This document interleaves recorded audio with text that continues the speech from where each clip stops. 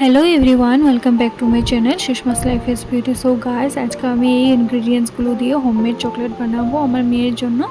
তোমরাও যদি চাও নিজেদের বাচ্চাদের জন্য এভাবে চকলেট বানাতে তাহলে ভিডিওটি স্কিপ না করে পুরো দেখো। তোমরাও কিন্তু খুব সহজ পদ্ধতিতে বাড়িতে বানিয়ে নিতে পারবে। আর হ্যাঁ, বাইরের জিনিস খাওয়ানোটা বড় ব্যাপার না, বাট এই চকলেট চিপসের থেকে কিন্তু বাচ্চাদের অনেক হার্ম হচ্ছে। রিহি তো আগে চিনতো না বাইরে খাওয়া বা চকলেট চিপস কিছুই চিনতো না, এখন আস্তে আস্তে বড় হচ্ছে, 28 মান্থ হয়ে গেছে, ও চিনতে পারছে চকলেট কী হয়, বায়না করছে, তাই আমি ওকে ঘরে বানিয়ে দিচ্ছি।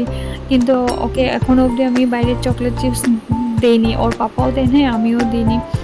বাই দ্য ওয়ে একটা কথা তোমাদেরকে বলতে চাই, আমাকে কয়েকজনে বলেছে আমি নাকি আমার মেয়েকে চকলেট দিই না, চিপস দিই না, মোবাইল দেখতে দিই না, দেখবো কতদিন এইভাবে রাখতে পারে।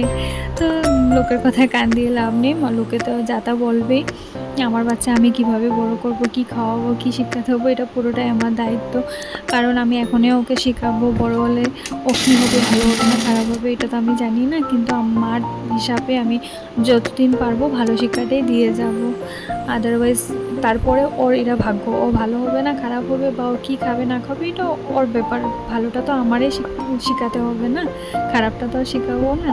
আর বাইতে হয়ে ছাড়ো। আর তোমরা ভাবছো যে আমি লাস্টে এটা কি দিয়েছি, আমি একটু ফ্লেভারের জন্য ঘি দিয়েছি। আর শেপগুলো তোমরা প্লিজ স্কিপ করো, এত গরম ছিল, আমি বহুত কষ্ট করে শেপ বানিয়েছি। আর লাস্টে আমি একটু ডেয়ারি মিল্ক দিয়ে গরম করে এটা কটিং করে দিয়েছি টাইট হওয়ার জন্য, আর ওভারনাইট রেখে দিয়েছি। নেক্সট ডে আমি পার্লারে নিয়ে এসেছি, এগুলো ফয়েলিং পেপার দিয়ে আমি প্যাক করে দিয়েছি যাতে নষ্ট না হয়, আর রিহি দেখেও যাতে খুশি হয়, ওর চকলেট চকলেট ফিল হয়। বাট আমি ওকে এটা চকলেট বলিনি, আমি ওকে এটা গোপাল প্রসাদ বলেছি। তোমাদেরকে ভিডিওটা দেখাবো কি বলেছি ওকে।